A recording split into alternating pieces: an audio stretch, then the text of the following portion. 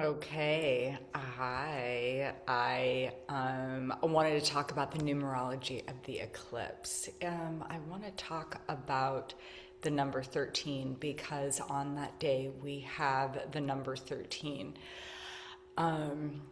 vibrating on that eclipse. So I was sharing with someone earlier who actually has a 13 for her personal year, that the eclipse was in fact on that day resonating to the 13. And sometimes people think 13 is it has all that stuff around it, like it's unlucky and it's bad and the thing, but it really isn't. It's a very powerful number, and it's the number of the heart chakra, or one of the numbers, I should say, of the heart chakra, because if we add the 1 and 3 together, we get 4, which is qualities of our heart chakra. The 13 is something, yes, they call it a karmic number. Yes, we don't always like it because there's feelings of betrayal, deception.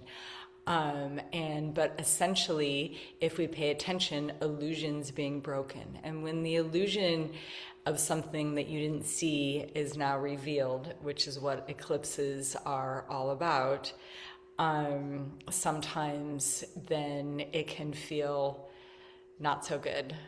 And I just encourage those of you to move with your feelings. Just feel the feelings, but don't act on them. And also, you don't have to believe the stories that the feelings that are coming up for you are attached to. Some of us get into the situations. If we react and we start believing those stories, we might make a decision that may not be for our highest good, or where we really want to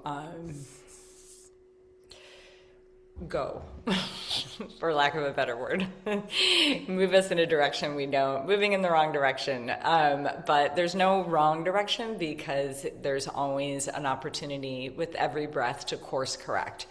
So the eclipse energy for me and for others that I've spoken to have come early. Some of the symptoms might be, you might be really tired. And maybe some things that have been hidden are being revealed, or maybe a situation came up where you didn't know. For example, I have a client that is in a very good relationship, has been in this relationship for several years, and then this energy comes and presses on the one thing that she doesn't like, or maybe there's a couple things she really doesn't like about this relationship, and it kind of comes front and center, and she believes the stories that the feelings and the discomfort tell her to leave the relationship. Now, I'm not saying or suggesting that she shouldn't leave the relationship. Maybe that's for her highest good. Maybe that's going to propel her into more of her authenticity and her own truth. And at the same time, I encourage her to just be with it. Any decisions that you might feel compelled to make, given any of the truths that are coming to light for you in this eclipse season, I would just pause.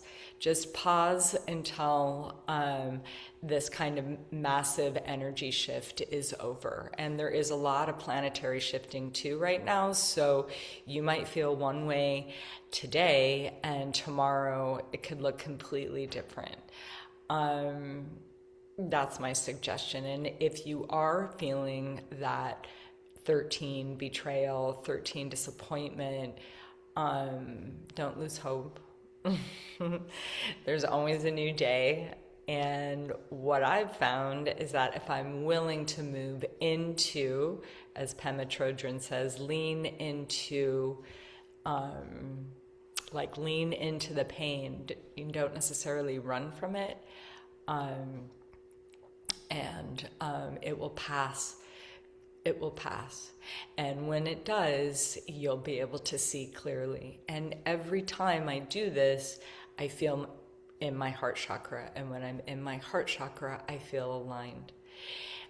If I can move into acceptance about what's happening, then I can see my choices and solutions, and often see that it's a good thing that I can let something go, or even if something that the universe kind of like blew through in the eclipse and is like, oh, I have to let that go.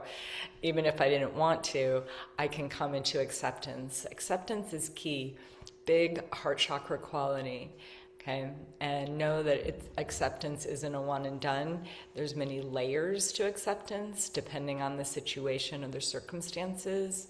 But what I found is when I do accept something, no matter if it was an awful thing that happened, and I'm glad that it's out of my life, I still can resonate with the part of myself that loved the person, the situation, and the time that that was in before things changed and before situations became kind of unbearable. So just know that. I'm suggesting to everybody to do left nostril breathing.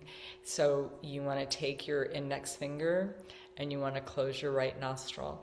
And you can long, deep breathe out of your left nostril, or you can do breath of fire, which is even more powerful, out of your left nostril. Why I'm saying that is because this left side is connected to the right side of the brain, which a lot of the memories, a lot of those memories, emotions are stored in the right side of the brain. And also so when the energy comes pressing on the psyche, we can get kind of clogged up in there. So if you have some moments and you want to do a little left nostril breathing, I highly recommend it. And that's my little eclipse story for today. I'll be back soon with another numerological update.